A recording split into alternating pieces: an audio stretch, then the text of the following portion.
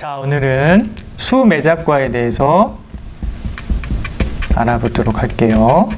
매잡과 혹시 뭔지 들어보셨어요? 안 들어보셨죠? 매잡과가 흔한 요리는 아니거든요.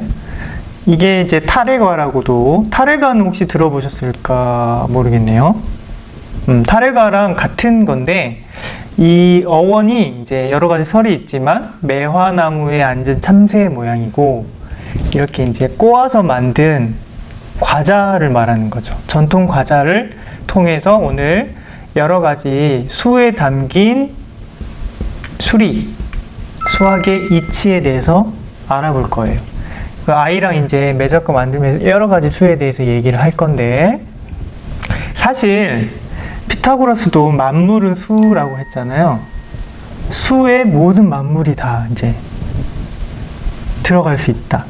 만물의 이치를 수로 다 표현할 수 있다는 말은 우리가 보는 일상의 수많은 것들이 다 단순 간단하게 숫자로 표현이 될 수 있고, 그 숫자는 그 숫자만의 어떤 체계 논리 합리적인 의미, 이유가 들어있다는 거죠. 그 이유들을 오늘 이제 다양한 매잡과 모양을 만들어 보면서 아이와 해볼 예정입니다.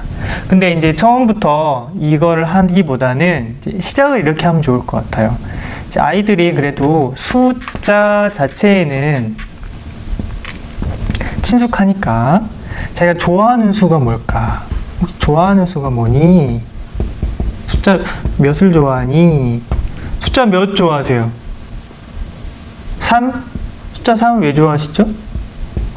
그냥 학창시절에 3번으로 이제 문제 찍을 때 1번부터 답일 것 같지는 않고, 마지막도 왠지 아닌 것 같고, 그래서 보통 2번, 3번을 많이 찍는데, 한국 사람들이 가장 좋아하는 숫자라고도 해요. 숫자 3은.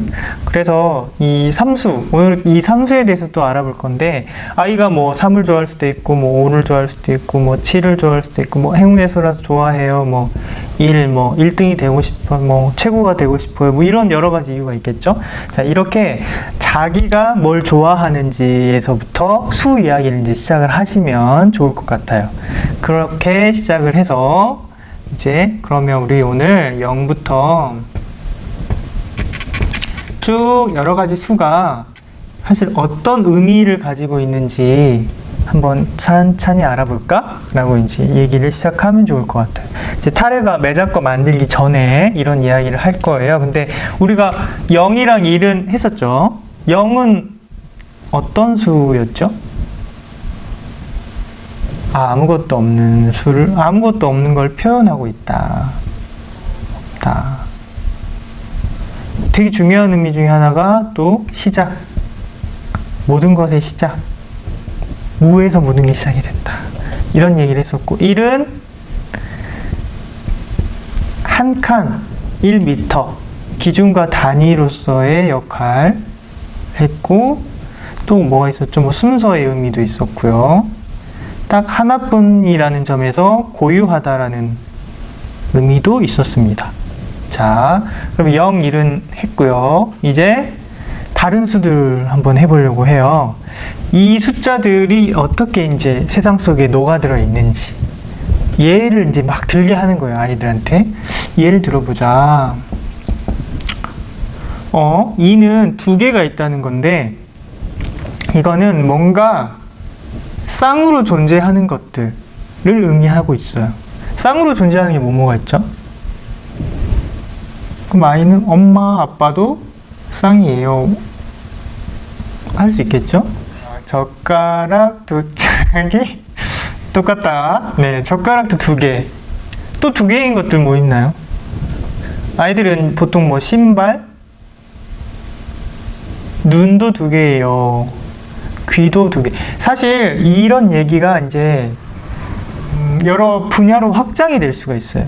귀가 두 개인, 귀는 왜 두 개일까? 하필이면 하나만 있어도 들릴 텐데. 이런 이야기는 사실 이제 과학의 영역과도 연결이 될 것 같아요. 왜냐하면 이제 간단히 말씀드리면 두 개가 있으면은 그 어느 데서 소리가 났는지를 알 수가 있어요. 하나만 있으면은 어디서 소리가 났는지 모르는데 그런 역할이 있고, 눈도 두 개가 있어서 현재 과학으로 밝혀진 바로는 입체감을 형성할 수 있다. 그 다음에 뭐 신발, 젓가락, 엄마, 아빠, 또 뭐가 있을까요? 뭐 북극, 남극, 좌, 우, 이런 개념들이 늘 이렇게 쌍으로 존재하는 것들. 그래서 이런 얘기들을 쭉 이제 해보면서 나중에 이제 매작가 만들 때 꼭 이렇게 꼬아서 타르가처럼 만들지 않고 젓가락 모양으로 만들면서 아, 이게 숫자 2랑 관련돼 있다라는 거를 아이들이 이렇게 자연스럽게 표현할 수 있게끔. 자, 숫자 3으로 한번 넘어가 볼게요. 숫자 3은 어떤 의미가 있을까요? 한마디로 표현하면 공통점을 한번 찾아볼까요? 그러면 자, 3쇠판, 삼각대, 3개씩 존재할 수밖에 없는 애들, 가위바위보, 세발 자전거, 이 외에도 이제 많은 것들이 있는데, 우리 왜 한 판 하지 않고 두 판 하지 않고 세 판을 하죠? 아이한테 물어보면 한 판만 하니까 너무 억울해요. 두 판 하면은 승부가 안 나니까 비기잖아요. 그래서 세 판. 근데 그 이상 굳이 더 많이 할 필요는 없는 거죠. 그래서 사실 수학이 단순, 간결, 간단한 학문인 게 더 할 수도 있어요. 뭐 4판. 우리 뭐 7전사승제도 있고 더 할 수도 있잖아요. 그럼에도 불구하고 가장 효율적으로 군더더기 없이 하지만 승부는 낼 수 있게 하는 게 이제 숫자 3 정도라는 거죠. 삼각대. 저기 이제 카메라 같은 거 이제 삼각대 많이 있잖아요. 이렇게 세우는 거. 왜 이게 사각대, 오각대 더 다리가 많으면 더 잘 서 있을 것 같은데 왜 삼각대로 된 제품들이 거의 대부분일까요? 잘 모르시는군요. 네. 물론 다리가 많으면 근데 다리가 많으면 많을수록 무슨 일이 생기죠? 무거워지고 비용도 많이 들고. 그래서 삼각대는 그 다리가 2개면은 이제 쓰러지겠죠. 하나면 설 수가 없고 2개도 서기가 힘들 거예요. 3개면은 가장 안정적으로 최소한의 다리 수로 안정적으로 설 수 있다. 그런 점에서 이제 삼각대가 가장 효율적인, 그러니까 함수가 가장 균형과 조화와 안정을 이루는 수다. 그 이야기를 이제 아이랑 해보시면 좋을 것 같아요. 그리고 아이랑 또 가위바위보를 한 판 해보세요. 가위바위보 한번 해볼래요? 가위바위보! 자, 이겼습니다. 네. 그런데 가위바위보도 사실은 가위바위만 있으면 안 되나요?